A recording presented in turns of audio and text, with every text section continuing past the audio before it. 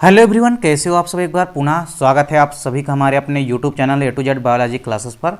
देखिए, आज की इस वीडियो में हम देखेंगे class 12th biology NCERT chapter 9 के दोस्तों जितने भी इंपॉर्टेंट वस्तुनिष्ठ प्रश्न हैं, यानी कि जितने भी एमसीक्यू हैं चैप्टर 9 के सभी एमसीक्यू हम आपको आज की इस वीडियो में कराने वाले हैं। तो चलिए सीधे वीडियो को स्टार्ट करते हैं। देखिए, पहला क्वेश्चन हमारा है कि प्रतिबंधन एंजाइम पाए जाते हैं, मतलब प्रतिबंधन एंजाइम किसमें पाए जाते हैं। तो आपको याद रखना है कि प्रतिबंधन एंजाइम हमेशा बैक्टीरिया यानी कि जीवाणुओं के अंदर पाए जाते हैं। दूसरा क्वेश्चन आपका है कि इथिडियम ब्रोमाइड का उपयोग किसके अभिरंजन में किया जाता है। तो अक्सर आपको याद रखना है कि इथिडियम ब्रोमाइड का उपयोग जो है डीएनए के अभिरंजन में किया जाता है। अगला क्वेश्चन है कि इको आरआई क्या होता है। तो आपको याद रखना है कि जो इको आरआई होता है यह एक प्रकार का रिस्ट्रिक्शन एंजाइम होता है, और रिस्ट्रिक्शन एंजाइम क्या करते हैं, डीएनए के खंडों को आपस में तोड़ने का काम करते हैं। अगला क्वेश्चन आपको तैयार करना है कि देखिए, जैव प्रौद्योगिकी विभाग की स्थापना कब की गई, यानी बायोटेक्नोलॉजी जो डिपार्टमेंट है इसकी स्थापना कब की गई। तो 1986 में, मतलब 1986 में जैव प्रौद्योगिकी यानी कि बायोटेक्नोलॉजी की स्थापना की गई। अगला क्वेश्चन है कि जो बीटी जीन युक्त फसल होती है उसका ट्रेड नाम आपको बताना है। तो बीटी जीन युक्त फसल का ट्रेड नाम क्या है, यील्ड गार्ड। क्या है, यील्ड गार्ड।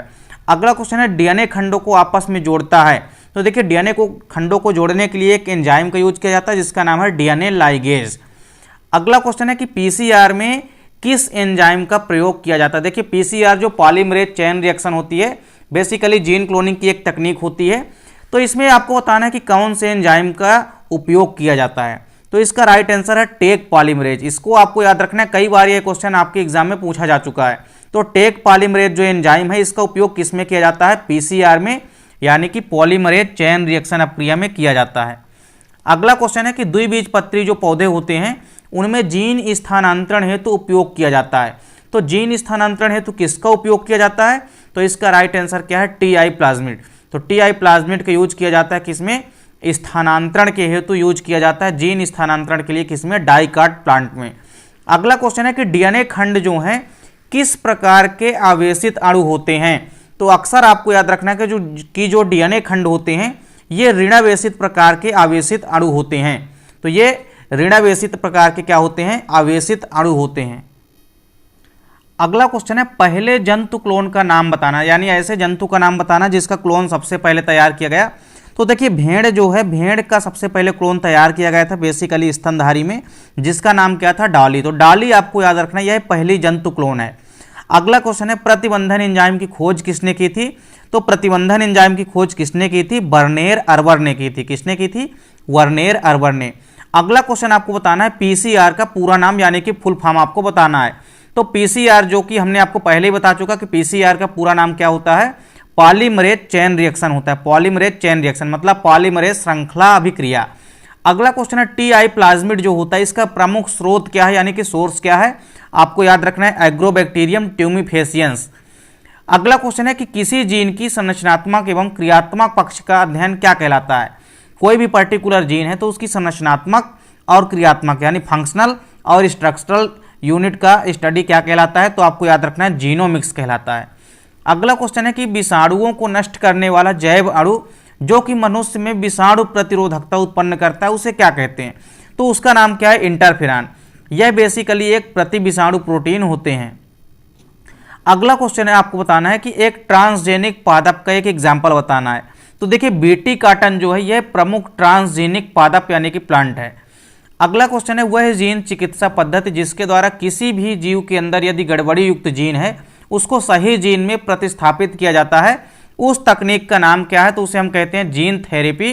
तो जीन थेरेपी के द्वारा यदि कोई भी जीव के अंदर कोई भी प्रकार से गड़बड़ी है तो उसके जीन को निकाल करके सही जीन के द्वारा प्रतिस्थापित कर दिया जाता है। अगला क्वेश्चन है कि डीएनए फिंगरप्रिंटिंग की आधारशिला किसने रखी, मतलब डीएनए फिंगरप्रिंटिंग की खोज किसने की थी। तो इसका राइट आंसर क्या है, एलेक्स जेफरी। क्या है, एलेक्स जेफरी आपको याद रखना है। अगला क्वेश्चन है जीवाणु भोजी द्वारा एक जीवाणु से दूसरे जीवाणु में डीएनए के स्थानांतरण को कहते हैं। तो देखिए, जीवाणु भोजी के द्वारा एक जीवाणु से दूसरे जीवाणु में जब डीएनए स्थानांतरण होता है इसे हम क्या कहते हैं। तो इसका राइट आंसर हो जाएगा ट्रांसडक्शन। क्या कहते हैं, ट्रांसडक्शन कहते हैं।